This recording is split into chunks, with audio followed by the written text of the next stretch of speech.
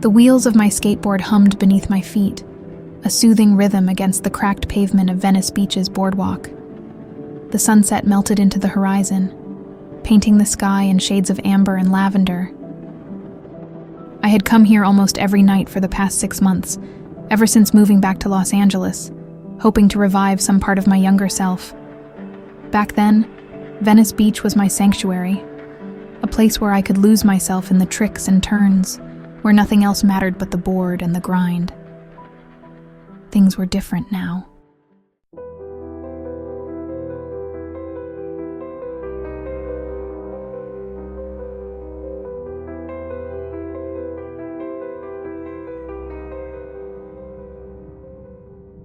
Six months ago, I left my job as a graphic designer at a soulless tech firm in downtown LA. The constant deadlines, the endless revisions on projects that meant nothing, it all crushed my spirit. So, when I inherited my aunt's old house just a few blocks from the beach, it felt like fate. The house was worn but functional, much like me. I wasn't in it for the money anyway. I needed to escape, to find myself again in the one place that ever felt like home. Venice Beach at night is something else. By day, the crowds pack the boardwalk. Tourists, vendors, performers. But after dark, it's like a different world. Empty. Still. The only sound is the steady crash of waves on the shore and the distant hum of the city, like a static backdrop to my quiet rebellion. I thrived in that solitude. No audience, no judgments. Just me and my board. Until the figures appeared. It was subtle at first. I could have sworn I saw someone standing at the edge of the shore, where the waves kissed the sand. But every time I looked directly, they'd be gone. I thought it was the shadows, tricks of the mind. You know how it is when you're focused, right? Lost in the zone. Sometimes you see things that aren't really there. That was a couple of weeks ago. Since then, the figures have become more frequent and less shy. Tonight they were back again, 3 or 4 of them, standing in a line at the water's edge. They didn't move, didn't make a sound. Just stood there, their forms barely distinguishable in the growing darkness. I should have been scared, but something about their stillness calmed me. Maybe it was my mind telling me they were just people, like me, drawn to the peace of the empty beach. I kept skating, hoping to shake off the unease creeping up my spine. But then the figures began moving, not toward me, but toward the boardwalk. They moved in unison, a slow, deliberate march, like they weren't in a hurry, like they had all the time in the world. I stopped skating. My breath hitched, my hands gripping the edge of my board. I strained my eyes to make out details, but the dim light played tricks. The figures came closer, and I could make out something strange. They didn't seem to walk, more like they glided, their feet never really lifting from the ground. And their clothes, wet. Dark stains glistened under the faint moonlight. A cold breeze swept in from the ocean, and the hairs on my arms stood on end. It wasn't just a chill in the air. It was something else, something I couldn't name. My pulse quickened, but I stayed rooted to the spot, frozen between fear and curiosity. One of them stopped just a few feet from me, close enough now that I could see more clearly. His face, or what should have been his face, was obscured, almost like a blur in my vision. He didn't speak. None of them did. They just stood there, staring. I didn't know what to do, so I did the only thing I could. I dropped my board back onto the ground and kicked off. The sound of the wheels on the pavement felt like an anchor, something to hold on to as the world around me warped into something unrecognizable. I skated until my legs burned, leaving the figures behind. But even as I left the beach and headed toward the quiet streets near my house, I couldn't shake the feeling that something had changed. Something was different now. When I finally made it home, I locked the door behind me and leaned against it, my heart still racing. I pulled out my phone, hoping to distract myself, but my thoughts kept circling back to those figures. Who were they? Why didn't they say anything? I didn't sleep much that night. Every time I closed my eyes, I saw them, standing there, motionless, staring. The next night, I told myself I wouldn't go back to the beach. I'd practice at one of the inland parks instead. Safer. Normal. But by sunset, I found myself back at the boardwalk, like something was pulling me there. The figures were waiting, as if they knew I'd return, and I couldn't stop myself from going back. I didn't tell anyone about the figures. Maybe it was because I didn't really believe what I had seen, or maybe because I didn't want anyone to think I'd lost my mind. My friends from my old job still checked in on me occasionally, asking how I was adjusting to the move. But I never mentioned the strange occurrences at the beach. The last thing I needed was for them to think I'd gone off the deep end. I wasn't even sure what I had witnessed myself. The next few nights followed the same pattern.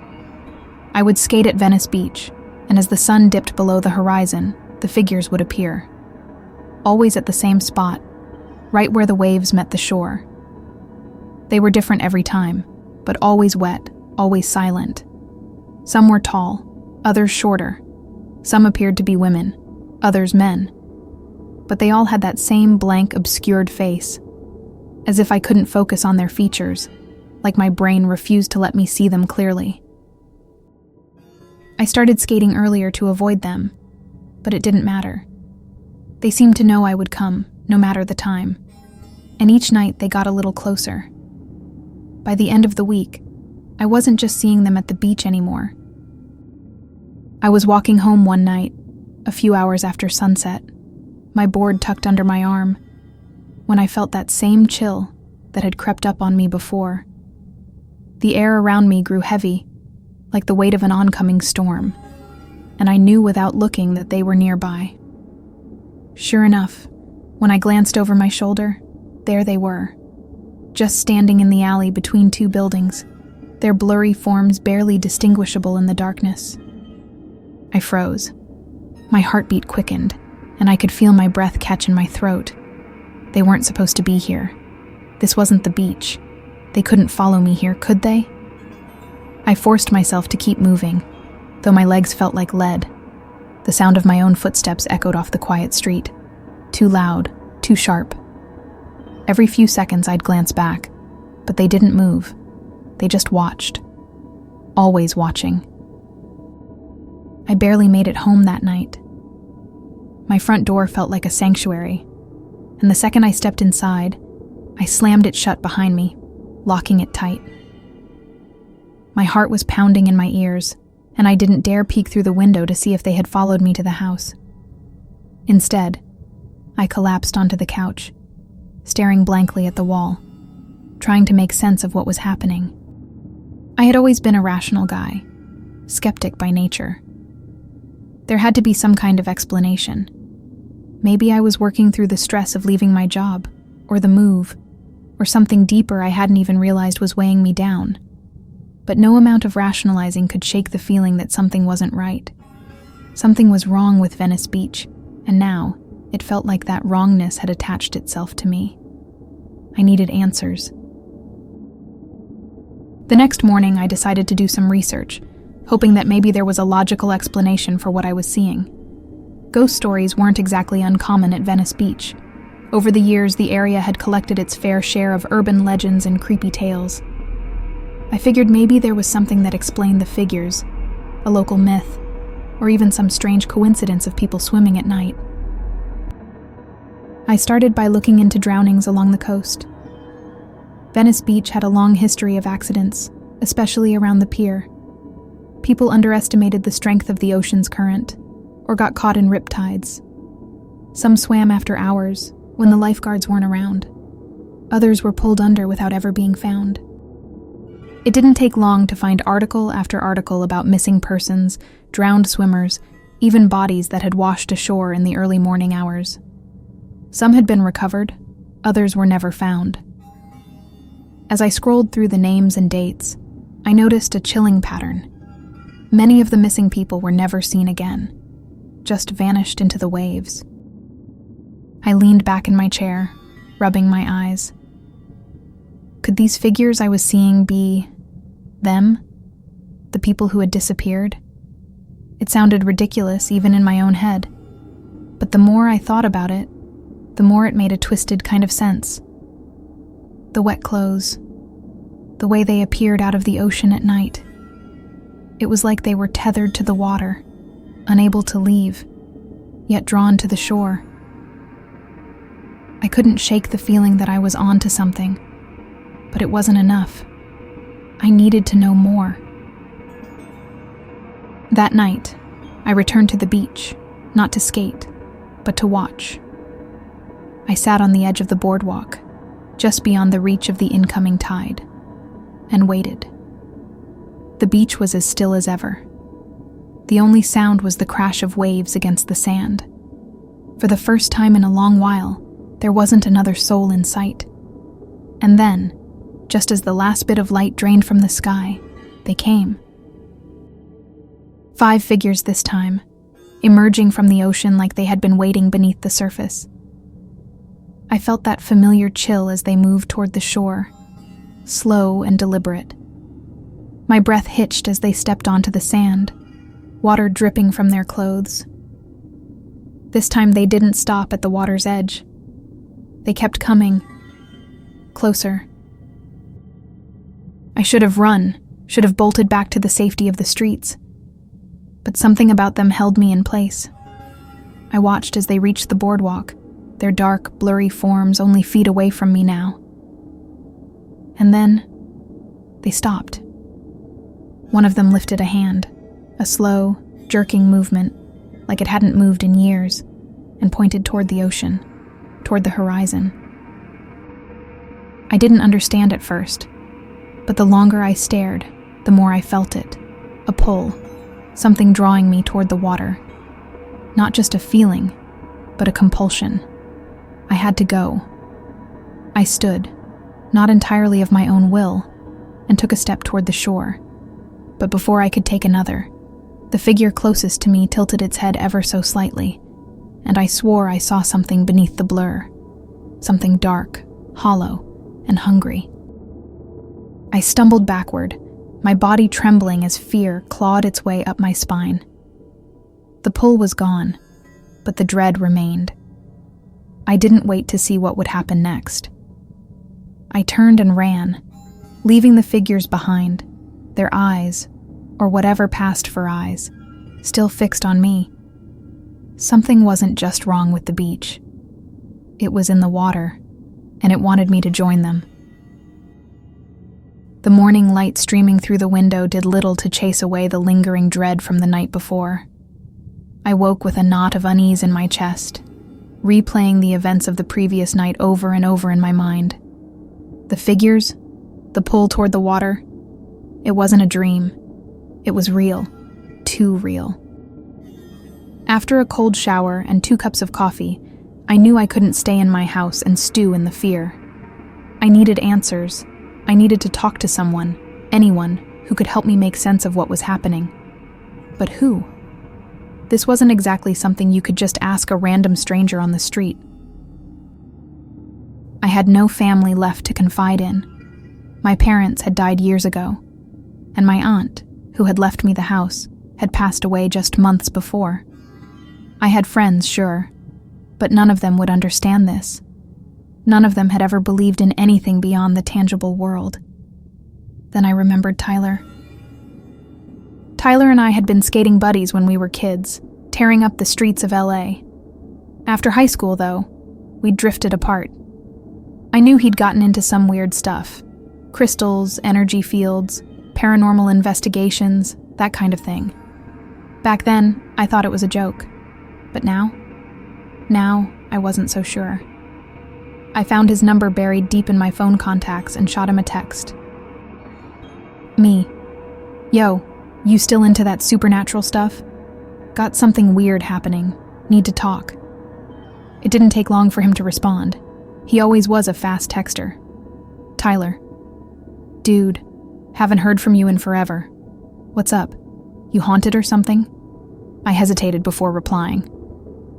Me. Maybe. Venice Beach. You free? Tyler. Always. Meet me at Ground Zero Cafe in an hour? The drive to Ground Zero was uneventful, but my mind was buzzing.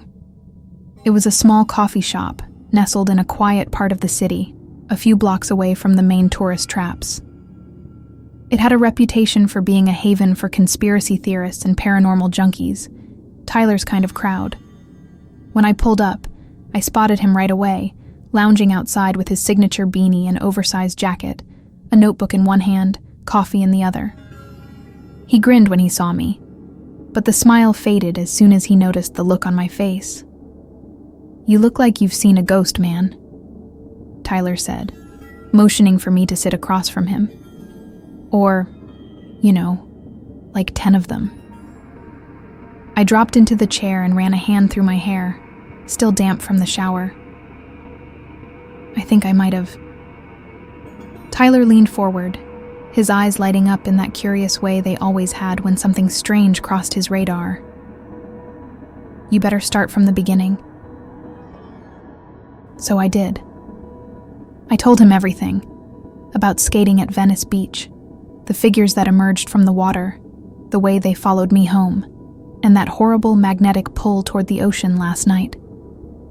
He listened intently, never interrupting, his face serious the entire time. When I finished, he sat back, nodding slowly. Sounds like you've got yourself a case of tethered spirits. I blinked. Tethered? What do you mean? Tyler tapped his notebook. Spirits tied to a location, usually because of how they died. In this case, it sounds like these people drowned off the coast and never moved on. They're stuck, caught in a loop, trying to relive or resolve their deaths. I shivered, remembering the way the figures had moved, slow, deliberate, like they were mimicking the last moments of their lives. Why me, though? Why are they coming after me? Tyler shrugged. Could be a number of reasons. Maybe you remind them of someone, or maybe you're sensitive to their presence, and now they know you can see them. They could be trying to communicate something. Communicate?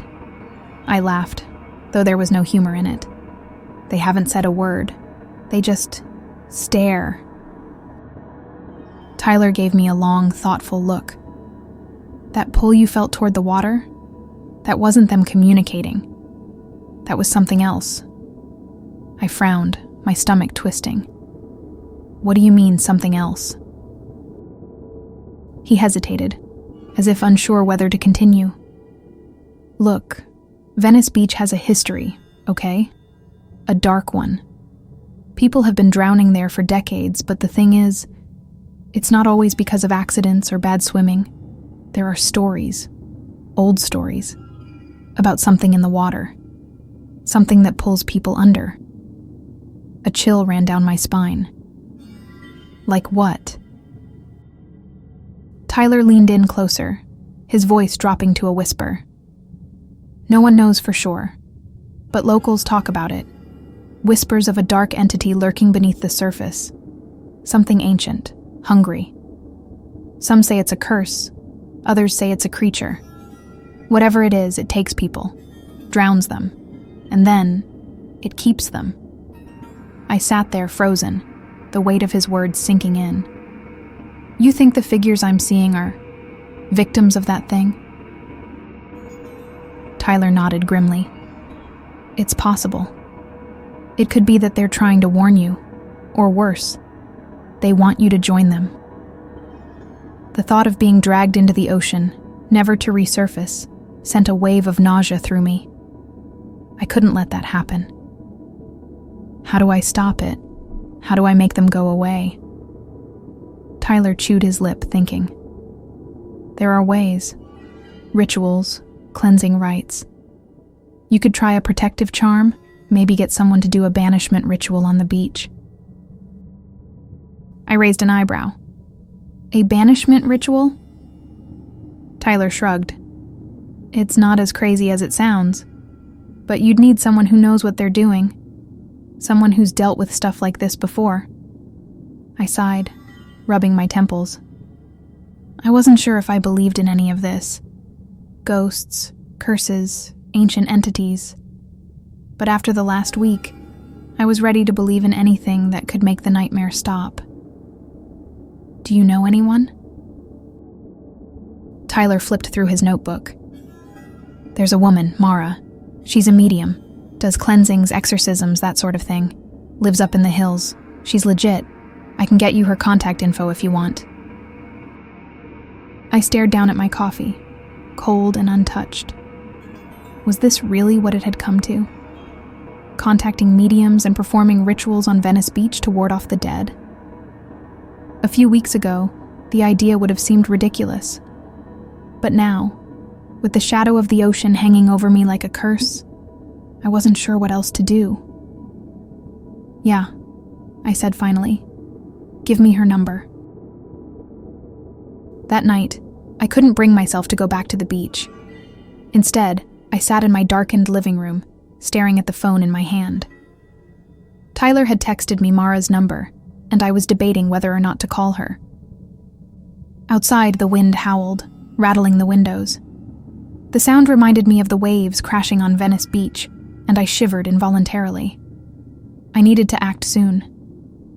The figures were getting bolder, coming closer.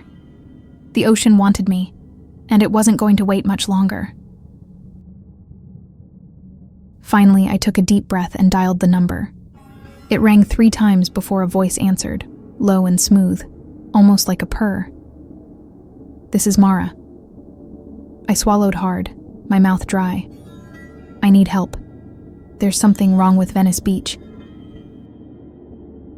Mara's house wasn't what I expected. I'd pictured something run down, maybe with wind chimes made of bones. A dark, cluttered space filled with old books and strange artifacts. Instead, it was a small, tidy bungalow tucked into the hills, the kind of place you'd find on a postcard for a quiet retreat in the woods. It didn't fit the image of a medium who dealt with the supernatural. Tyler had warned me that Mara was eccentric, but he also swore she was the best at what she did. So when I knocked on her door, part of me hoped this was all some elaborate joke, something that would end with her telling me it was all in my head, that I needed to lay off the late-night skating and get some sleep. But when she answered, any hope of a quick dismissal evaporated. Mara was in her late 40s, maybe older, with long dark hair streaked with silver. Her eyes were sharp and piercing, as though she could see straight through me, into whatever I was trying to hide from myself. She didn't smile when she opened the door, just looked at me for a long moment before stepping aside and motioning for me to enter. The inside of her house was as minimalist as the outside. No eerie artifacts or mystical decorations. Just a clean, open living room with hardwood floors and a few pieces of simple furniture. But the air felt thick, like I had walked into a space where the unseen lingered, pressing against the walls, watching. Tyler told me about you, she said, her voice calm and measured. He said you're seeing things at Venice Beach. I nodded, suddenly feeling out of place. Yeah, spirits, I think. They've been following me from the water. Mara gestured to a chair, and I sat down. She didn't sit across from me, though. Instead, she remained standing, pacing slowly as if she was absorbing the energy in the room. Describe them. I did. I told her everything. How the figures emerged from the ocean, wet and silent, their faces obscured, how they followed me home, and the strange pull I felt toward the water. She listened without interrupting, her expression unreadable. But as I spoke, I could see her frowning, the lines on her forehead deepening. When I finished, Mara finally sat across from me. You're not just seeing spirits, she said, her voice low and serious. You're being drawn into something far older, far darker than you realize. My heart skipped a beat. What do you mean? What's happening to me? Mara took a deep breath, and for the first time, I saw a flicker of concern in her eyes. The ocean has its own energy, its own currents that move through the physical and the spiritual world. Venice Beach. It's always been a place where those currents are stronger. The water pulls at things, pulls at people. Drowning victims are the most obvious, but there's something else in the water. Something older than any of us. It drags people down, traps them, keeps their souls tethered to the coast. I felt a knot tighten in my chest. Tyler mentioned something like that. He said there are stories about a dark entity in the water. Mara nodded grimly. It's not just a story. There's an ancient force in the ocean, something that predates human history. It's been feeding off the energy of the drowned for centuries. The spirits you're seeing, they're its victims. Lost souls, trapped between life and death, tied to the ocean by this dark force. My mind reeled, struggling to process what she was saying. It sounded impossible, like something out of a horror movie. But after everything I'd seen, after the way I'd felt that pull toward the water, I couldn't deny that something was terribly wrong. Why me? Why are they coming after me? Mara's gaze hardened. Because you've been marked. The moment you saw them, they saw you. And now, they want you to join them. The words hit me like a punch to the gut. I had been marked? My throat tightened as panic began to rise. What do I do? How do I stop it? Mara stood, walking over to a small cabinet near the window. She opened it and pulled out a small vial of black liquid and a bundle of sage wrapped in twine. There are ways to protect yourself, but it's not foolproof. Whatever is in the ocean, it's powerful, ancient. I can perform a cleansing ritual on you, which should break the immediate connection, but it won't be permanent. I swallowed hard. Not permanent? She shook her head, returning to sit in front of me. It will stop the spirits from following you for a time, but as long as you're near the water, the pull will come back. The only way to truly escape is to leave Venice Beach. Leave the coast. Stay far from the ocean. The thought of leaving Venice Beach, abandoning everything I'd built my new life around, felt like a blow. The beach was more than just a place to skate. It had been my escape from the burnout of my old life, my sanctuary. But now, that sanctuary had turned into something twisted, dangerous. Could I really leave it behind? I'll do the ritual, I said quietly, feeling the weight of the decision settle on my shoulders.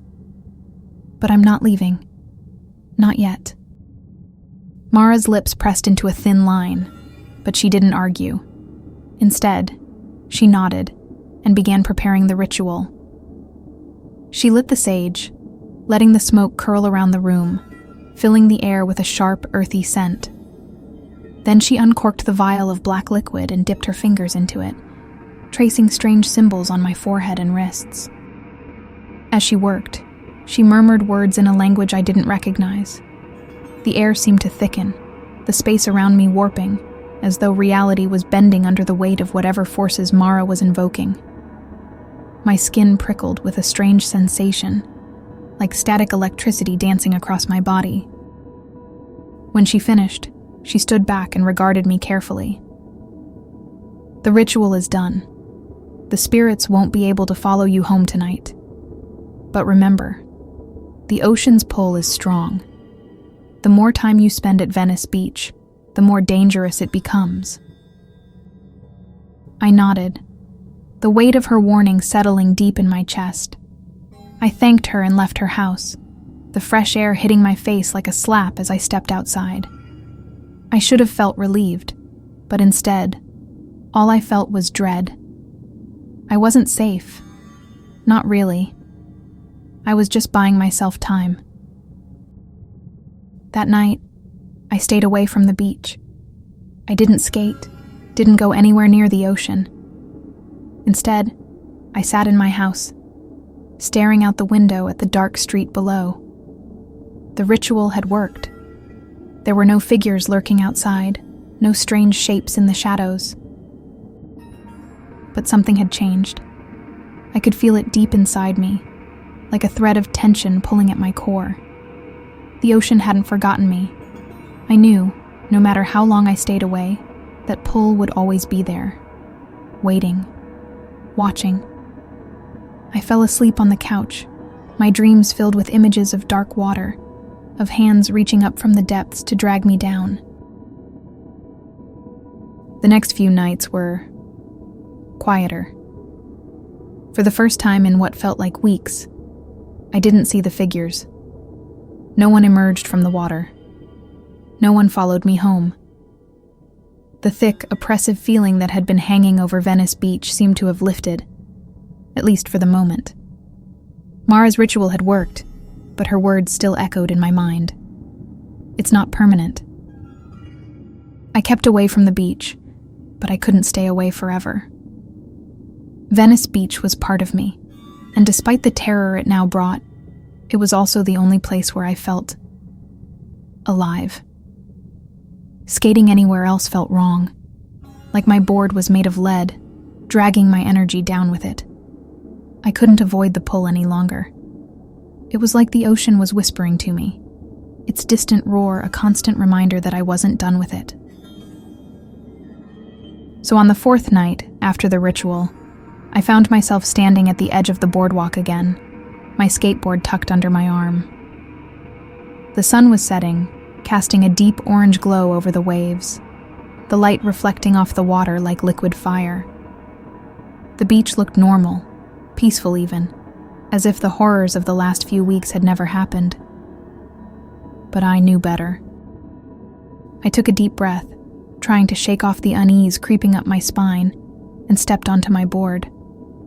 The familiar sound of wheels on the pavement brought me a small sense of comfort, and for a while, I allowed myself to fall back into the rhythm. Kickflip, grind, ollie. The tricks came easily, my body moving out of habit. For a moment, it felt like everything was normal again, like Venice Beach was just Venice Beach, not a haunted place pulling me toward something dark. But as the sky grew darker, my movement slowed. I could feel it, that shift in the air, the subtle change that always signaled their arrival. I glanced toward the water, expecting to see the figures, but there was nothing. Just the rolling waves and the distant glow of the city. For a brief moment, I wondered if maybe I'd imagined everything. Maybe the figures, the pull, the dark force Mara had spoken of. It had all been in my head, a product of stress or burnout or whatever else was wrong with me. And then I saw it. At first, it looked like nothing more than a shadow moving beneath the surface of the water.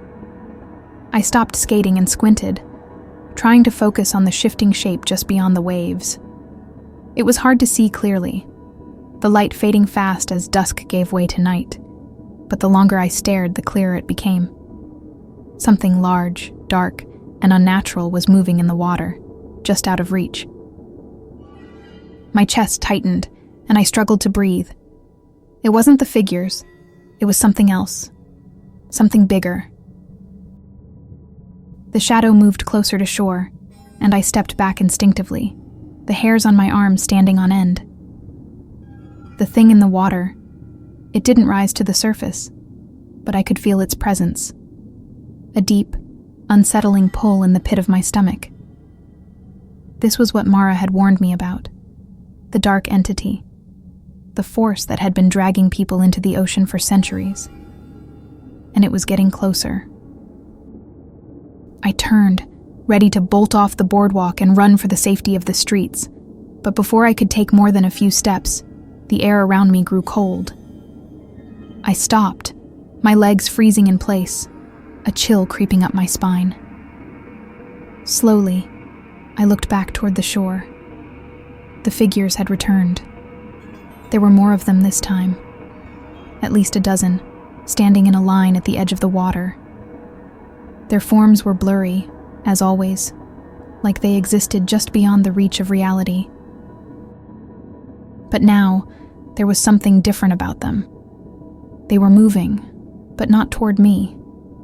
Instead, they seemed to be looking toward the water, as if waiting for something.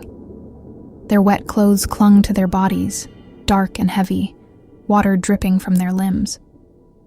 But their attention wasn't on me. It was on the thing in the ocean. I choked back my nerves, the icy grip of fear tightening around my chest.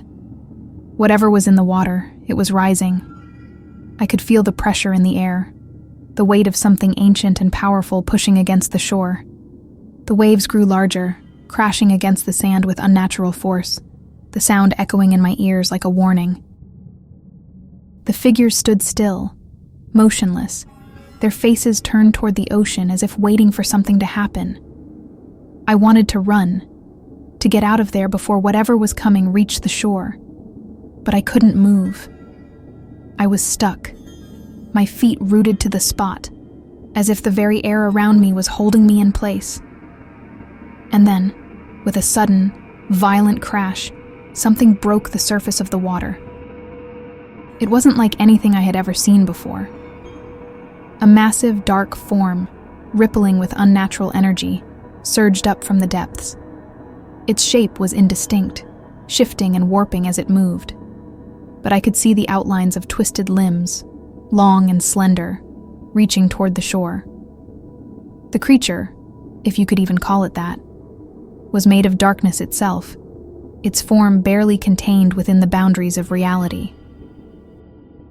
The figures remained motionless, staring at the creature as it approached the shore.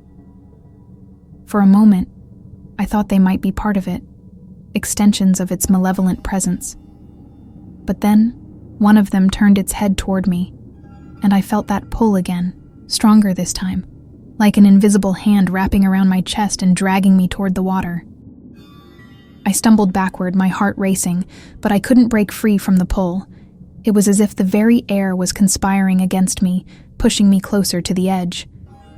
The creature in the water shifted, its massive form swelling as it moved closer, and the figures began to walk toward it, as if they were being drawn in too. Suddenly, Mara's warning rang in my ears, loud and clear. The ocean has its own energy. The pull will only get stronger. I had to get out of there. With a burst of adrenaline, I wrenched myself free from the invisible force that had been holding me in place and bolted toward the boardwalk. My legs felt like lead, but I didn't stop, didn't look back. I could hear the crashing of the waves behind me, louder now, almost deafening as the creature surged closer to shore. I made it to the street, panting and shaking, my mind racing with terror. The sound of the ocean still echoed in my ears, even though I was blocks away now. The thing in the water, it wasn't just after the spirits. It wanted me too. When I got home, I locked the door behind me and collapsed onto the couch, my chest heaving with each ragged breath. The night was quiet around me, but the terror of what I had just seen clung to me like a second skin. I pulled out my phone and dialed Mara's number, my fingers trembling. She answered after the second ring. "I told you to stay away from the beach."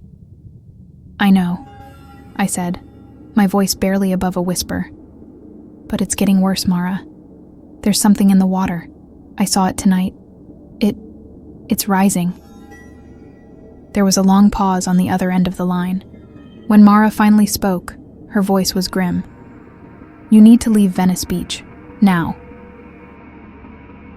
I didn't sleep that night. Every time I closed my eyes, I saw it, dark and shapeless, reaching from the depths of the ocean, pulling everything and everyone into its grasp. And those figures, the spirits that had haunted me for weeks, had now taken on a new role. They weren't just there to observe, they were part of it. They belonged to it. I tried to convince myself that Mara was right, that I needed to leave. Pack up my things, get out of Venice Beach, never look back. But deep down, I knew that running wasn't an option anymore. Whatever was in the water, it had already latched onto me. The pull I'd felt toward the ocean wasn't just some metaphorical craving for peace or release. It was real, tangible, a force as old as the tides themselves, and it wanted me. But I wasn't ready to give in. The next day, I called Mara again, despite the sinking feeling in my gut. I could hear the tension in her voice as soon as she picked up. "I warned you," she said, skipping the pleasantries. "You need to leave now." "I can't," I replied, pacing the living room. "Even if I leave, it'll follow me, won't it?" There was silence on the other end for a moment before she sighed. "It's possible. The ocean has a way of reaching beyond its borders, especially if you've been marked. But if you stay, you'll only make it easier for it to get to you. You've already seen the pull, how strong it is. It's going to keep getting worse." I steadied my breathing, the memory of that pull fresh in my mind. I can't just leave everything behind.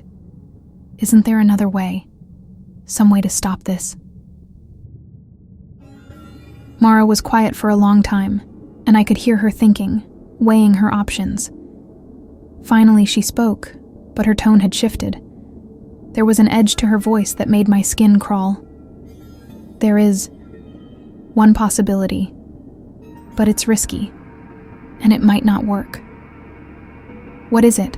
I asked, a surge of hope mingled with dread. "You'll have to go back to the beach," she said softly, "and confront whatever is in the water." I felt my stomach lurch. "Confront it? You mean face that thing?" "You'll need to face it, yes," Mara continued, her voice firm. "But not without protection. There's a ritual, a binding. It can stop the entity from dragging you in, from taking you. But you'll need to do it at the beach, where its power is strongest, and you'll need to act fast before it grows too strong to be bound." I sat down, the weight of her words pressing down on me like an anchor. "What happens if it doesn't work?" "Then you'll be pulled under," Mara said bluntly, like all the others. I closed my eyes, feeling the terror clawing at my insides. It was a terrible choice. Run and live in fear, never knowing when or if the entity would come for me, or go back to the beach and face something ancient and malevolent, risking everything. But I couldn't live like this. I couldn't spend the rest of my life looking over my shoulder, waiting for the ocean to claim me. "Tell me what I need to do."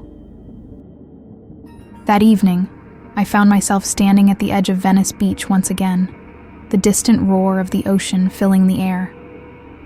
The sun was already dipping below the horizon, its fading light stretching across the sand, bathing the beach in an eerie glow. Mara had given me instructions over the phone, a series of symbols to draw in the sand, a chant I had to repeat, and a small vial of salt and ash that I needed to spread around me as a protective circle. I clutched the vial in my hand, my skateboard tucked under my arm, and made my way down to the shore. My heart was pounding, and every instinct I had screamed at me to turn back, to leave before it was too late. But I knew there was no turning back now. The ocean was waiting, and whatever was in the water had already marked me. As I reached the spot where the sand met the waves, I hesitated. The beach was eerily quiet, save for the rhythmic sound of the waves crashing onto the shore. The figures hadn't appeared yet, but I knew they would. They always did. I knelt down, drawing the symbols in the sand as Mara had instructed. The symbols felt ancient, unfamiliar, and the act of drawing them sent shivers down my spine. Once they were complete, I uncorked the vial and spread the salt and ash in a wide circle around me, forming a barrier between myself and the approaching darkness. The chant was next. My voice was shaky, barely above a whisper, as I muttered the strange words Mara had taught me. The language felt foreign on my tongue, thick and heavy, as though the words themselves carried some kind of weight. With each repetition, the air around me seemed to grow colder, the tension building. and then they came. The figures emerged from the water, just as they always did. But this time, there were more of them. Dozens, maybe hundreds, their forms barely visible against the darkening sky. They moved slowly, deliberately, as though they were being drawn to the symbols in the sand. Their blurry faces were turned toward me, but they didn't approach. Instead, they formed a line at the edge of the water, standing perfectly still, as though waiting for something. The ocean grew louder, the waves crashing harder against the shore, the water lapping dangerously close to the edge of my protective circle. My heart pounded in my chest as I continued the chant, the words spilling from my lips faster and faster, the fear coursing through my veins like ice. And then the pull began.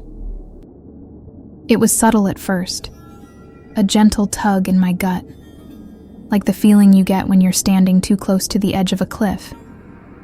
But it quickly grew stronger, pulling at my chest, at my limbs, dragging me toward the water. The figures stood unmoving, their eyes, or whatever passed for their eyes, fixed on me as I struggled to keep my footing inside the circle.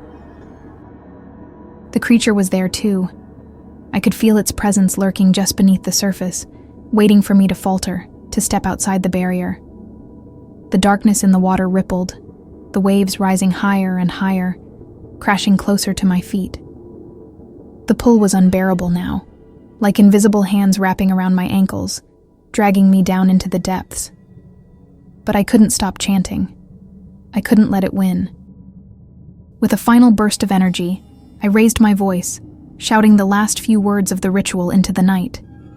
The air around me crackled with energy, and for a brief moment, everything stopped. The waves, the pull, the figures. Everything went silent. And then, with a deafening roar, the ocean recoiled. The water pulled back, as though the entity itself had been forced to retreat. The figures on the shore flickered, their forms dissolving into the mist, and the oppressive weight that had been pressing down on me lifted. I collapsed to the ground, gasping for breath, my heart racing in my chest. The beach was empty now, the ocean calm once more. The ritual had worked. I was still alive. But as I lay there, staring up at the sky, a single thought crept into my mind. For how long? The ritual had worked, for the moment. I'd bound the entity in the ocean, forced it to retreat. I was still alive. That should have brought me some relief. But as I stood at the edge of the boardwalk the next evening, I felt anything but safe. I couldn't stay away from Venice Beach, not even after everything that had happened. There was a compulsion now, a silent pull that lingered even after the ritual. The ocean was calm tonight, unnervingly still, and the air felt thick with anticipation, like the calm before a storm. The figures hadn't reappeared since the night I'd completed the ritual, and that should have been a good sign. But the silence unnerved me more than their presence ever had. I hadn't called Mara since the ritual. I wasn't sure what I would say. I didn't want to admit that, despite the binding, I still felt it. Something deep in my chest told me that whatever dark force lurked in the water hadn't given up. It was biding its time. I stood there, staring out at the horizon, watching as the last traces of sunlight faded into the sea. For a moment, the beach looked normal, just a stretch of sand and water, the way it had always been. I almost convinced myself that the nightmare was over. Almost. That's when I saw her. A woman, walking along the shore, just outside the reach of the waves. Her figure was faint in the growing darkness, but she was real. Definitely human. She moved slowly, deliberately, her eyes fixed on the water. Something about her movements was off, though. Her head tilted to the side in a strange, unnatural way, and the way she stepped, stiff, as if her legs didn't quite belong to her. I felt a chill run down my spine.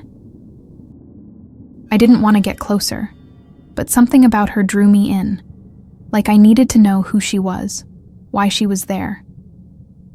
I stepped off the boardwalk and onto the sand, my feet sinking slightly with each step. I kept my distance as I approached, the sound of the ocean growing louder in my ears. "Hey," I called out. "Are you okay?" She didn't respond, didn't even acknowledge that I was there. Her head remained tilted, her gaze locked on the water, and her steps carried her closer and closer to the waves. "Hey!" I shouted again, louder this time. I quickened my pace, closing the gap between us. "You shouldn't be out here." Before I could finish, she turned. The woman's face was blank, smooth like porcelain, no features at all. Just a pale, empty expanse where her eyes, nose, and mouth should have been. I froze, the breath catching in my throat. This wasn't a person. It wasn't even a ghost. It was something else. And it wasn't alone. As the tide rolled in, more figures began emerging from the water, walking toward the shore. Dozens of them, their faces the same, blank, featureless. Some of them had once been the figures I'd seen weeks ago, their clothes still soaked and heavy, their shapes now more distorted than ever. But others were new, fresh victims maybe, caught in the ocean's grasp after the ritual. I stepped back, my heart pounding in my chest. The circle of salt and ash I'd used during the ritual wasn't here now. I had no protection. Panic gripped me as the figures continued to move toward me, their faceless heads turning in unison to watch me. "Stay away," I shouted, stumbling backward. They didn't stop. They kept coming, slow and deliberate, their footsteps silent in the sand. I turned and ran, my mind racing with fear, but I could feel their presence behind me, pressing closer and closer. I sprinted across the beach, my breath ragged, my legs burning, but I couldn't outrun them. I reached the boardwalk and darted toward the street, my only thought to escape. As soon as I hit the pavement, I glanced back. The figures had stopped at the edge of the sand. They stood there, motionless, watching me. They weren't trying to catch me. Not yet. They were waiting. I made it home, slamming the door behind me and locking it tight. My heart was still racing, my thoughts spinning out of control. The ritual had done nothing. If anything, it had only delayed the inevitable. The figures, the spirits, the victims of the ocean were still there, still watching me. But now, they were waiting for something. I picked up my phone and dialed Mara. She answered after a few rings, her voice calm but wary. "I take it something happened?" "They're back," I said, pacing the living room. "The figures, the ones from the beach, they followed me again. But it's different now. They didn't come after me. They just watched." Mara was silent for a moment. "It sounds like the binding didn't hold."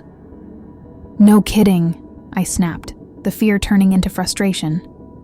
"What does that mean? Is the entity coming for me again?" Mara let out a slow breath. "The binding was never meant to be a permanent solution. The entity is too old, too powerful to be held for long. If it's sending the spirits after you again, it means it's growing stronger, and it's only a matter of time before it comes for you." The words struck me like a heavy blow. "So, what do I do? Run?" "You could try," she said quietly. "But like I said before, it might not matter. The ocean has a way of reaching those it wants, and it wants you." I sank into the couch, the weight of the situation pressing down on me. There has to be something I can do. There might be one last option, Mara said, her tone grim. But it's dangerous, more dangerous than the binding ritual. I sat up straight. What is it?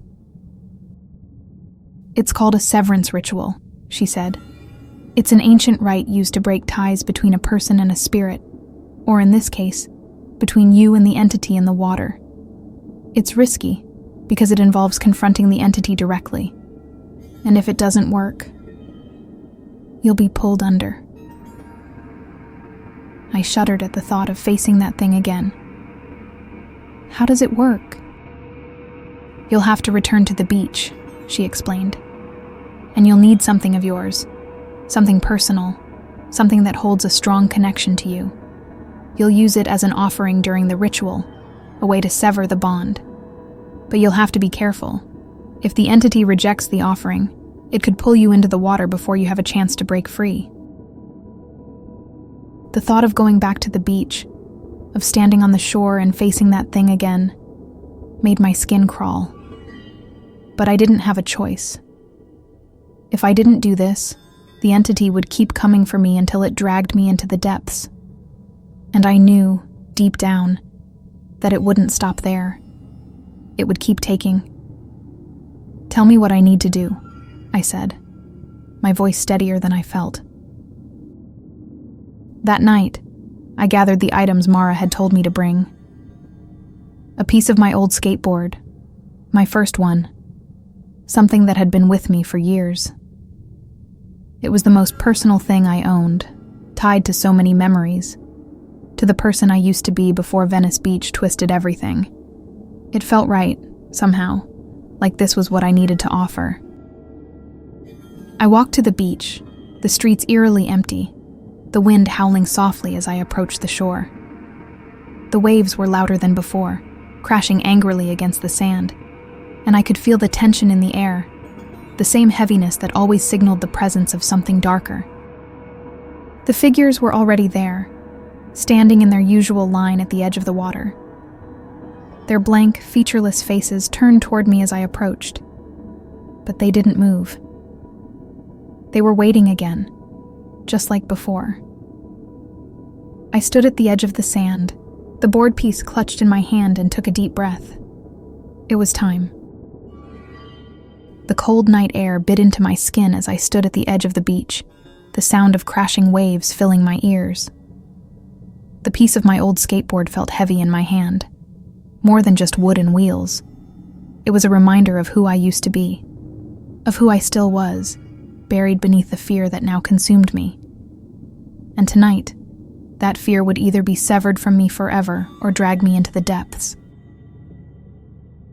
The faceless figures stood at the edge of the water, just beyond the first reach of the waves, silently waiting. I knew they weren't the enemy, not directly. They were victims, trapped in a cycle they couldn't escape, bound to the ocean by the same force that had marked me. But they were part of the darkness now, and they would watch, perhaps even guide, what was about to happen. I took a deep breath, feeling the tremble in my chest, and stepped forward onto the wet sand. My heart pounded in my ears, but I kept going, each step heavier than the last, until I stood just a few feet from where the tide met the shore. The sea was restless tonight, its surface rippling and rolling as though something beneath it was alive, stirring, waiting. I knelt down, placing the piece of my skateboard in the sand in front of me, right where the water would reach it, when the next wave came in. The wind picked up, whipping against my face, and for a moment, I thought I heard whispers, soft, indistinct voices carried on the breeze. Maybe they were real. Maybe they weren't. But they sounded like they were coming from the water. I closed my eyes and began the chant. The words came out more easily than they had during the binding ritual, perhaps because this time I knew there was no going back. The language still felt foreign, thick in my mouth, but the power behind it was undeniable. With each word I spoke, the tension in the air grew heavier, the space around me thickening like a storm building just off the coast. The ocean responded. The waves crashed harder against the shore, spraying cold water against my legs. But I didn't stop. The piece of my skateboard lay just in front of me, the offering that was meant to sever the bond between me and the ancient entity lurking beneath the water. I could feel its presence now, closer than ever, pushing against the barrier of the shore, waiting for the moment to strike. And then, the pull came. It was sudden, violent, a force that yanked at my chest as though 1,000 invisible hands were dragging me toward the water. I gasped, stumbling forward, but I didn't break the chant. My body was fighting to stay upright, but the pull was relentless, growing stronger with each passing second. I could feel the ocean's hunger, its need to consume, to pull me under as it had done to so many before. The figures standing at the edge of the water didn't move. They watched, their featureless faces turned toward me, and for the first time, I realized that they were waiting to see if I would join them. The pull intensified, and I felt my feet slipping, the sand giving way beneath me. The chant faltered on my lips as panic surged through my body, and I realized with growing horror that I was losing control. The entity was too strong, the ritual too risky. I wasn't ready for this. The ocean roared, louder than ever, as if it was laughing at me, mocking my attempt to break free. But I couldn't stop now. If I stopped, it would be over. With a desperate burst of energy, I forced the chant out, my voice rising above the sound of the waves. I grabbed the piece of my skateboard, holding it out in front of me as if offering it to the sea itself. The next wave surged forward, crashing against my legs, nearly knocking me over, but I held firm. And then, the water receded. For a brief moment, everything went still. The pull vanished. The air seemed to ease, and I dared to believe that the ritual had worked. The bond between me and the ocean had been severed. I could feel it. There was no more tugging at my chest, no more invisible hands trying to drag me into the depths. But the figures remained. I stared at them, my breath coming in shallow gasps. Why hadn't they disappeared? The severance ritual was supposed to break the connection between me and the entity, between me and the spirits. But as I looked into the blank faces of the figures, I realized something terrible. The ritual hadn't severed the bond. It had strengthened it. Before I could react, the figures moved. They surged forward as one, rushing toward me with an unnatural speed, their faceless heads tilted in silent anticipation. My body screamed at me to run, but it was too late. The ocean's pull returned, stronger than ever, yanking me backward with such force that I was ripped from the sand, my feet leaving the ground as I was dragged toward the water. I fought, my hands clawing at the sand, but it was useless. The sea had me now. The waves crashed over me, and I was pulled under. The water was cold, colder than I'd expected. It seeped into my skin, into my bones, numbing everything as I was dragged deeper and deeper into the ocean's depths. The world above me grew distant, the light from the moon fading into darkness as the water swallowed me whole. I couldn't breathe. My lungs burned as I fought to hold on to the last bit of air, but the pressure was too much. The weight of the ocean pressed down on me, crushing my chest, forcing the breath from my lungs until I was gasping, choking on salt water. And then, just as I thought I would drown, I saw them. The figures were beneath the water now, surrounding me, their blank faces turned toward mine. But this time, they weren't just watching. They were guiding me, pulling me deeper into the darkness. I wanted to scream, to fight, but I was too weak. The water was too strong. I had failed. The entity was here, waiting in the deepest part of the ocean, its dark form barely visible in the inky blackness. It was massive, ancient, its twisted limbs reaching out toward me. There was no escape now. And then, in the final moment before I was consumed, I felt a strange sense of calm. The pull was gone. The fear had vanished. I wasn't afraid anymore, because now I was part of it.